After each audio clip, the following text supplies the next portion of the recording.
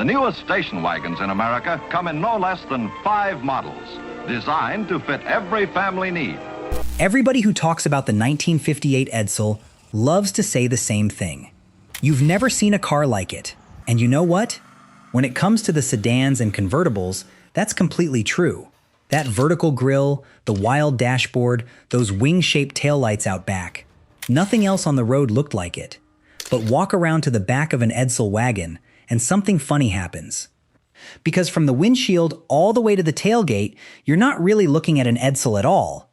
You're looking at a 1957 Ford wearing a costume. And it's not a very good costume either.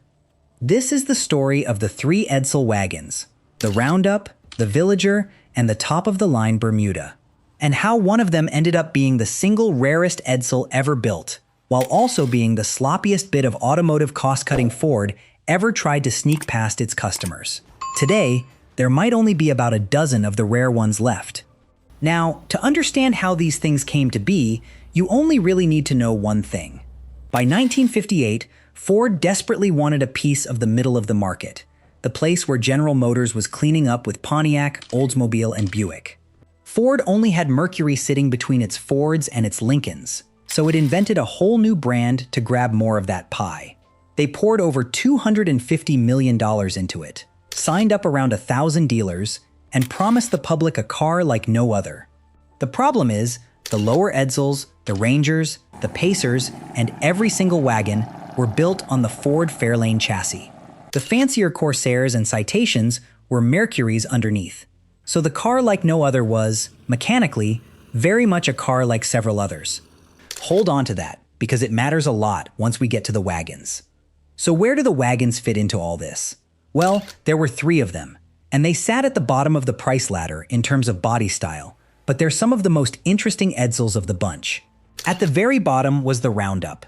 It was a little 2-door, 6-passenger wagon, and Edsel only built 963 of them, which right off the bat makes it one of the harder Edsels to find today. One step up was the Villager, a 4-door that came in 6 or 9-passenger flavors. The 6-seater was the popular one at 2294 units, while the 9-seater only moved 978 copies. And then there was the Bermuda. This was the crown jewel of the wagon lineup, the one with the fake wood paneling made from Denoc film framed in fiberglass, the deluxe trim, and an interior borrowed from the nicer Pacer. It was also expensive. The Bermuda started around $31.90, roughly $200 more than the Villager, and that was real money in 1958. Ford built 1456 of the 6-passenger Bermudas and just 779 of the 9-passenger version. That 779 number is the one to remember, because it makes the 9-passenger Bermuda the rarest 1958 Edsel there is. Rarer than the Citation convertible. Rarer than anything. Now, here's where things get a little embarrassing for Ford. Because I mentioned that costume earlier, and it's time to actually try it on. If the Edsel sedans were unlike anything else from bumper to bumper, the wagons only pulled off that trick from directly head-on.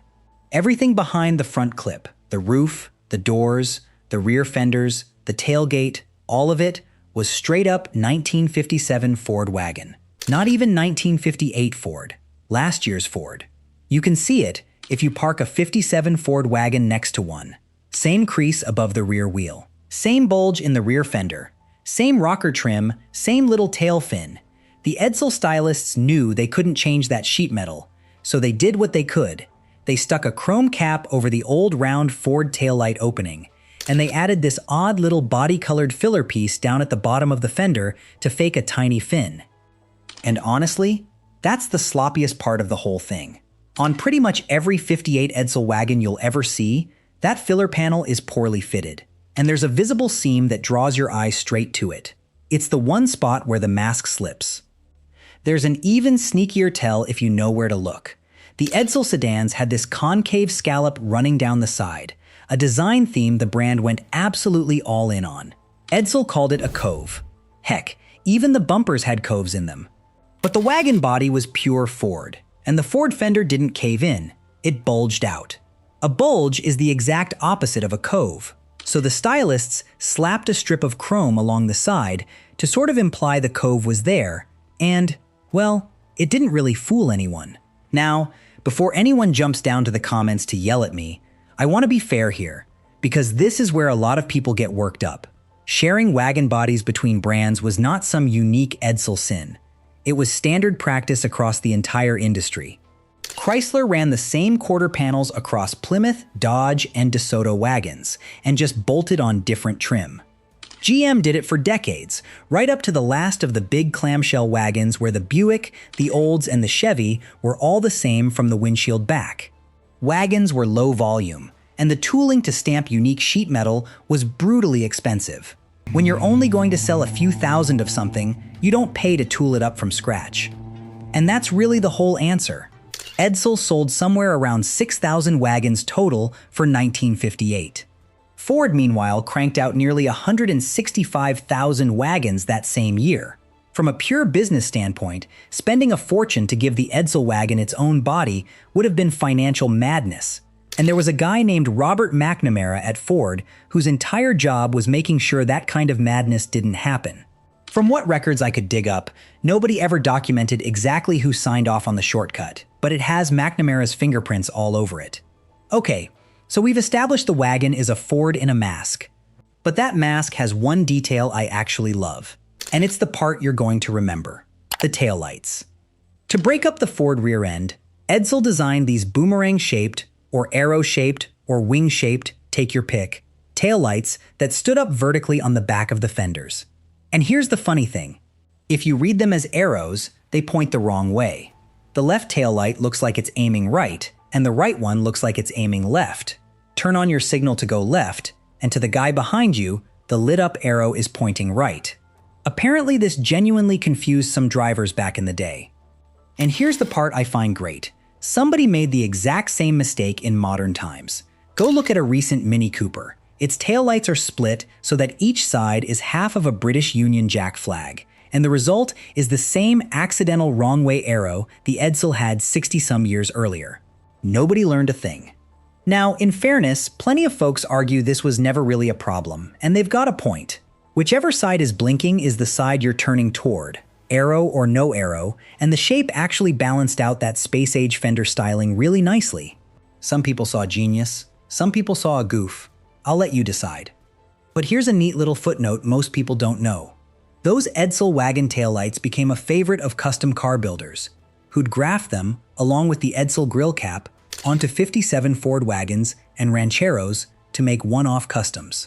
So the rarest, most cost-cut Edsel accidentally left behind a piece of hot-rodding history.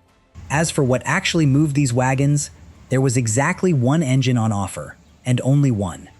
Every Edsel wagon got the 361 cubic inch FE V8, badged the E400 for its 400 pound-feet of torque, making 303 horsepower. That's it.